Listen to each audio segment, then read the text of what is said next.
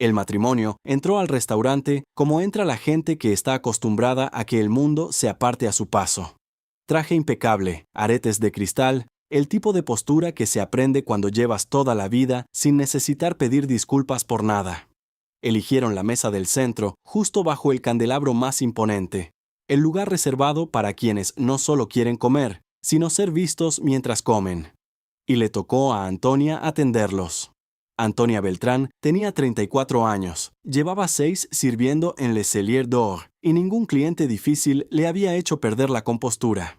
Pero algo en aquel matrimonio le estaba removiendo algo muy adentro desde el momento en que se acercó a la mesa. Él cerró el menú con un gesto perezoso sin mirarla. Tráelo de siempre. Ella alzó los ojos con la lentitud calculada de quien evalúa una pieza de mobiliario antes de decidir si vale la pena conservarla. Para mí lo mismo. Y luego añadió con una sonrisa apenas marcada. Si es que sabes lo que significa lo de siempre. Antonia inclinó la cabeza y se retiró en silencio. Sintió cómo le ardía la nuca. No era la primera vez que la trataban como si fuera invisible. Pero había algo en esa pareja que no era ordinario. Algo que se iba a revelar mucho antes de que terminara la noche. Volvió a la mesa con el vino. Sirvió con precisión, sin derramar una gota, y cuando estaba por alejarse, escuchó al hombre inclinarse hacia su esposa y hablar en francés, en voz baja, con la sonrisa de quien está completamente seguro de no ser entendido. Mírala, cree que entiende lo que sirve. Seguramente nunca salió de su pueblo. La mujer soltó una risa breve. ¿Y sus manos, querido? Son manos que nunca tocaron otra cosa que platos sucios. Antonia se detuvo a media respiración. Cada palabra entró en su pecho como una aguja. Cada sílaba la entendió. Cada burla la sintió en el lugar exacto donde todavía vivía la voz de su abuela. Porque Antonia hablaba francés. Hablaba italiano, inglés, portugués, alemán y ruso. 6 idiomas aprendidos en una cocina pequeña, de noche, con una olla calentándose al fondo y la voz pausada de doña Esperanza guiando su lápiz sobre un cuaderno gastado. Su abuela nunca estudió en una escuela elegante. Aprendió los idiomas de oído, sirviendo café en casas donde la gente hablaba creyendo que ella no escuchaba. Y le había heredado a su nieta esa misma rebeldía, multiplicada por 6. Aquellas manos que Constanza acababa de ofender eran las manos que durante años habían lavado los pies cansados de doña Esperanza al final de cada jornada. Las manos que habían sostenido su cabeza en los últimos atardeceres. Las manos que habían escrito en una libreta gris cada idioma, cada frase, cada secreto que la anciana le había regalado como herencia silenciosa. Pero Antonia no levantó la cabeza. No todavía. El verdadero poder, mi niña, no está en demostrar lo que sabes, está en saber cuándo demostrarlo. Sirvió el segundo vaso.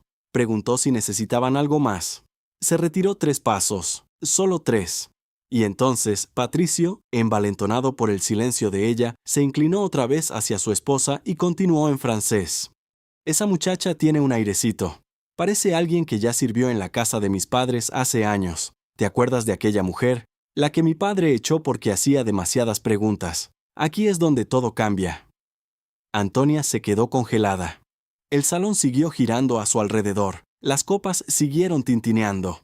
Pero ella ya no escuchaba nada. Solo el latido de su propio corazón golpeando como una campana suelta dentro del pecho.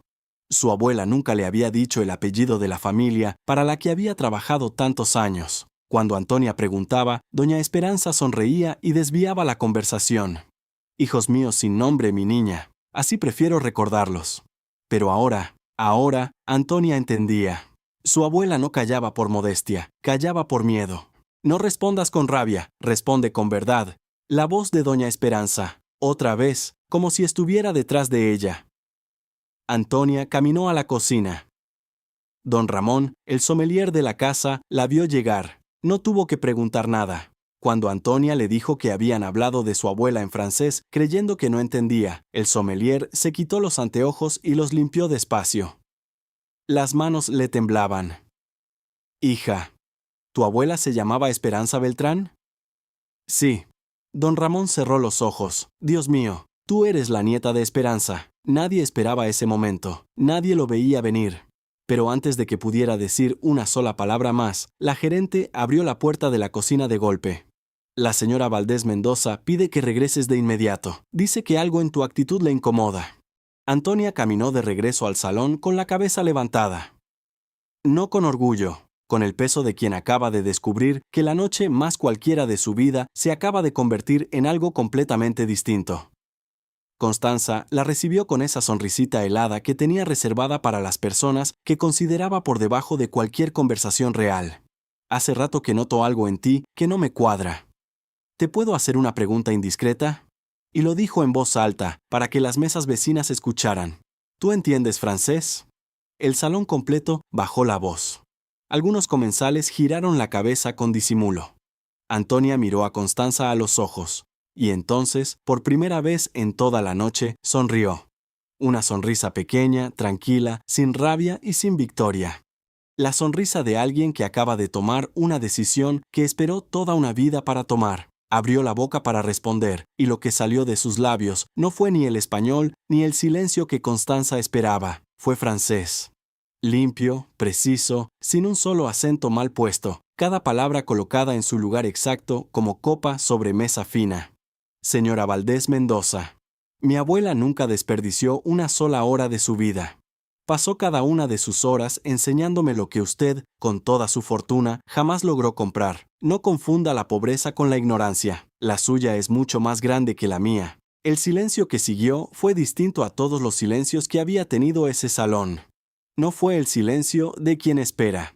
Fue el silencio de quien acaba de entender que perdió, sin haber visto venir el golpe. Constanza se quedó muy quieta. La sonrisa amable desapareció de su rostro tan despacio que parecía una capa de pintura cayéndose de una pared vieja. Lo que quedó debajo no era enojo. Era algo peor. Era el reconocimiento helado de que la mujer que tenía enfrente había estado escuchando cada cosa, en cada idioma, durante toda la noche. Y no solo durante la noche. Quizás durante toda una vida. Vaya, dijo Constanza, recuperando el aire. Así que las pulgas saltan. Las pulgas no, señora. Las nietas. Constanza se levantó, recogió el bolso. Y antes de irse, desde la puerta, lanzó el último intento. Tu abuela nunca aceptó nada de nosotros tampoco. Y mira cómo terminó. Piénsalo bien, querida. Hay dos formas de salir de esta noche. Una con dinero, otra sin dignidad. Hay una tercera, señora, respondió Antonia sin que la voz le temblara. Salir con la verdad. Constanza la miró un largo segundo. Después se fue, sin saludar, sin cerrar la puerta, dejando que el sonido de sus tacones bajando la escalera fuera su única despedida. Antonia cerró la puerta con llave, se apoyó contra la madera. Y por primera vez en toda la noche se permitió temblar.